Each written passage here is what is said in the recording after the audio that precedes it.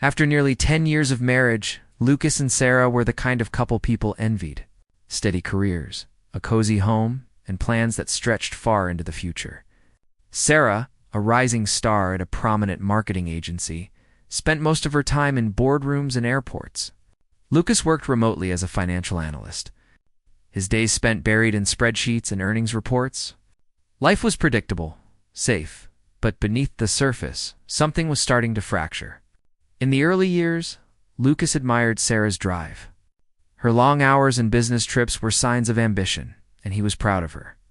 But as the trips grew more frequent, first weekends, then whole weeks in cities like New York, San Diego, and Atlanta, Lucas couldn't ignore the growing distance between them. Sarah always brought up her boss, Anthony, in passing. To anyone listening, it would seem harmless. But Lucas began noticing how her demeanor changed when she talked about him. She was glued to her phone more often, barely making eye contact during conversations. Late at night, she'd lie in bed texting under the covers, thinking Lucas was asleep.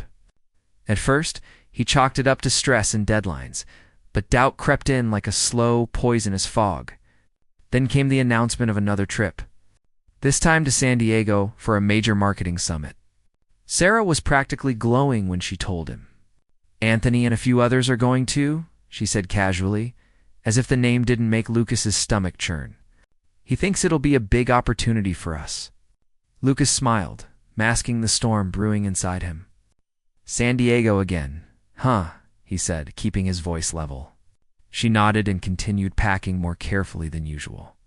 He noticed in new outfits, the attention to her hair, the subtle but unmistakable purchase of new lingerie. That's when he stopped pretending. Something was wrong, and he had to know the truth. What Sarah didn't know was that Lucas had already booked a flight on the same plane, sitting far enough not to be noticed. He followed her to the airport, blending into the background like a shadow.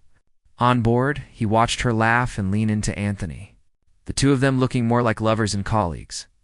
By the time they landed and checked into a beachfront resort together, Lucas's worst fears had solidified into gut-wrenching certainty. He didn't confront them, not yet. He booked a room under a different name and watched them from afar at the rooftop bar during their intimate dinners, and ultimately when they disappeared together into the same hotel suite. Sarah hadn't just lied. She crossed a line he hoped she never would. That night, Lucas didn't sleep. Instead, he made phone calls to his lawyer, to a private investigator, to his bank. The next morning, he started collecting hard proof, a camera discreetly installed footage, captured documents archived. He wasn't interested in theatrics or screaming matches. He wanted finality and impact. By the time they returned home, Lucas had gathered more than enough. Sarah walked through the door, acting as though nothing had changed. She kissed him on the cheek and went on about meetings, networking, and all the exciting ideas that came out. Summit. Lucas nodded, playing the part of supportive husband for a few more days, all while putting the final pieces of his plan in motion. Then came the night. They went out for dinner to a restaurant he used to frequent, a quiet place filled with memories now tainted by betrayal over wine and dim lighting. Lucas handed her a wrap box. She looked surprised and opened it with a smile until she saw what was inside an envelope. Her fingers trembled as she pulled out the photos, the screenshots, the video stills. Her face drained of color. "Lucas, what is this?" "It's everything," he replied coldly.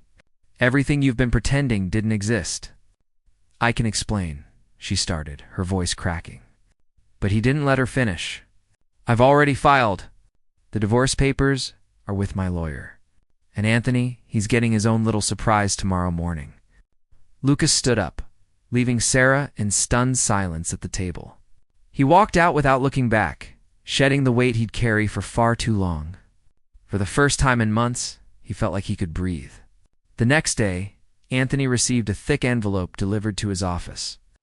But it didn't stop there. Copies were also sent to his firm's human resources department and the company's CEO. The evidence was clear. His affair with subordinate wasn't just immoral. It violated corporate ethics. He resigned within days. As for Sarah, the fallout was swift.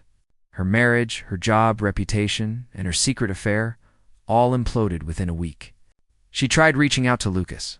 Calls, texts, even showing up at his office, but he never responded. There was nothing left to say. Months passed. Lucas started a new chapter, moved into a new place, took a sabbatical, began rebuilding his life quietly, peacefully, and with no regrets. He hadn't sought revenge out of hate, but out of a need for clarity, closure, and justice. And in the end, he got exactly what he needed.